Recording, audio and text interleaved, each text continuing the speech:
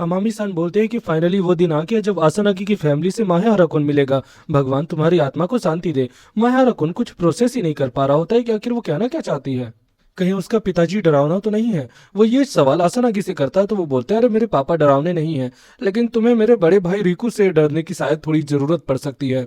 ये बातें सुनने के बाद मायारा सोच में पड़ जाता है। तभी वहां पे सेकी आता है और बोलता है, अरे यार क्रिसमस क्लास में बनाने की परमिशन नहीं मिल रही है। अरे हाँ याद आया, मेरी सिस्टर प्रेसिडेंट है तो शायद उससे बात की जा सकती है। चलो मेरे साथ चलो तुम लोग सब।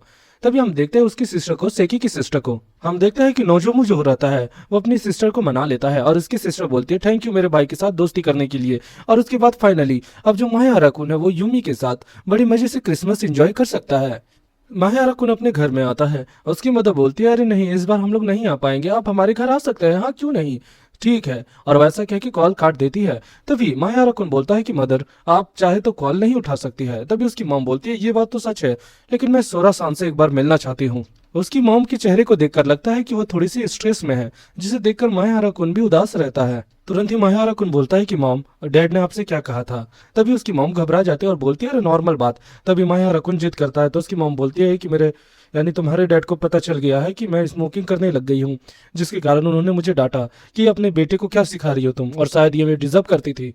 माया रकुन बोलता है, चिंता मत कीजिए मॉम, एक बार जब मैं कमाने लगा तो आपको रिटायर कर दूंगा। ये बातें सुनने के बाद उसकी मॉम काफी अलग बर्ताव करती है। तभी उसकी मॉम बोलती है, ऐसी बात नहीं है बेटा, असल बात तो यह है कि तुम्हारे डैड हमें मंथली अलावेंस इतना देते हैं कि हम आराम से खा पी सके, हमारे पास पैसों की कमी नहीं है। लेकिन दूसरी चीज ये है कि मैं ऐसा नहीं दिखाना चाहती हूँ कि मैं बेसहारा हूँ, इसीलिए मैं काम करती हूँ। वैसे मुझे माफ करना माकी, शायद लगता है कि हमें और भी काम करने होंगे। माया रकुन असानागी के घर जाता है। उसकी मॉम उसका स्वागत कहती है और बोलती है कि अंदर आओ, अपना ही घर समझो। माया रकुन असानागी से मिलता है और आगे चलने लगता है। हम देखते हैं असानागी सान के पिताजी को, और असानागी सान बोलते हैं कि पिताजी माया रकुन आपसे मिलने के लिए आया है। तब वो तुरंत ही उठते हैं। उनका शरीर बहुत ज्यादा ही हट्टा कट्टा और चौड़ा है, देखने में तो बॉडी बिल्डर लाग रिया से। और उसके बाद वो बोलता है कि हेलो माया रकुन, मेरा नाम डाइची है और मैं यूमी का पिता हूँ। आराम से अपना ही घर समझो, वैसे भी तो तुम उसके साथ ही रहने लग गए हो।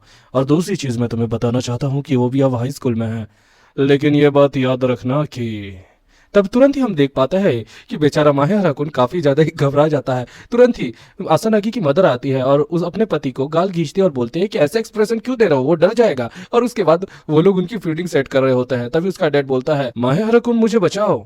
हालांकि माया रकुन बोलता है कि तुम्हारा भाई कहाँ पर है। तभी दूसरी तरफ जो आसानागी है उसकी मदर बोलती है कि सुनो, रिको को कॉल कर दो। तभी हम देख पाता है कि आसानागी एक्सप्लेन करती है कि वो बेरोजगार है और वो कहीं भी काम अभी नहीं कर रहा है। इसी के कारण उसका लुक थोड़ा सा स्कैरी हो गया है, जिसके कारण ही जो अमामी सान है वो उसे अवॉइड करती है और उससे डरती है। दूसरी तरफ जो उसका पिताजी है वो बोलता है, ओए रिको जल्दी आ जाओ। हम देख पाते हैं दोस्तों कि ये थोड़ा सा खराब है। मुझे पर्सनली ये खराब लगता है कभी कभी कि जो बंदे कमाते नहीं है उनकी लाइफ में कभी कोई इज्जत नहीं रहती है। इसीलिए हमेशा एक सीख मिलती है कि जिंदगी में पैसा ही सबसे बड़ी चीज है। वो लोग खाना खा रहे होते हैं और काफी हंसी मजाक करते हैं। और दूसरी तरफ जो उसकी सिस्टर होती है यानी कि असाना किसान, वो अपने भाई को बोलते हैं कि भाई मुझे लगता है कि हम आपका रूम गेमिंग के लिए इस्तेमाल करेंगे। तभी उसका भाई कहता है कि मेरे रूम में क्यों जा रहे हो।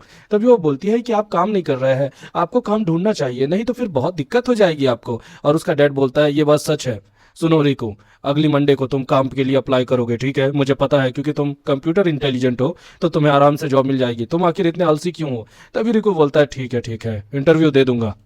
तुरंत ही जो माया रकुन है वो एक निवाला लेता है। निवाला लेते ही उसकी आंख में आंसू आ जाता है और सब लोग उसी को देख रहे होते हैं। माया रकुन को अपने माँ के खाने का याद आ जाता है, क्योंकि डिवोर्स के बाद से उन्होंने कभी भी साथ मिलकर खाना नहीं खाया, और खाया तो मन से नहीं खाया।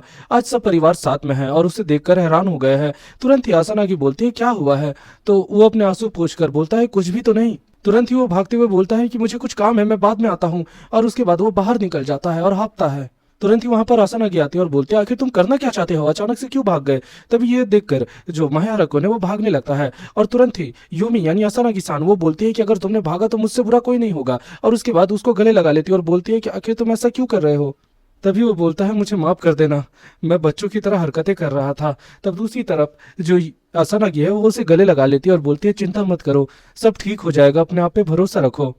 तुरंत ही जो यूमी है वो उसे अपने रूम में लेके आती है और उसे अपनी गोदी में सुला रही होती है। जैसे ही मायारा की आंख लगती है और उसके बाद जब वो उठता है तो वो देखता है यूमी उसके बगल में रहती है। दोस्तों मुझे तो समझ ही नहीं आ रहा ये कैसे परिवार है। माया राकुन बोलता है कि मैं कितनी देर तक सोया था। तभी आसना किसान बताती है कि तकरीबन 1 ही घंटे सोए हो तुम। वैसे मेरी गोदी में सोकर तुम्हें कैसा महसूस हो रहा है? तभी वो बोलता है ये काफी अच्छा था।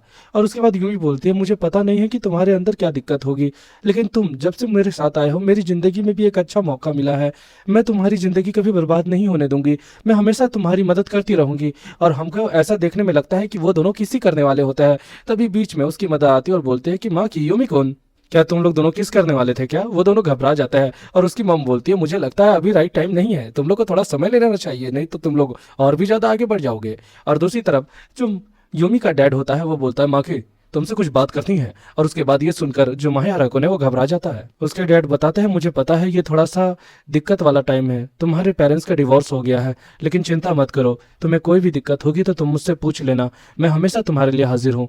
हम देखते हैं माया राकुन को हौसला मिलता है और वो किसी से मैसेज करता है और बोलता है कि इस संडे को क्या आप हमें थोड़ा समय दे सकते हैं। और इसी के साथ एपिसोड खत्म होता है। मिलता है नेक्स्ट एपिसोड में, तब तक के लिए वीडियो को हाइप कर दे।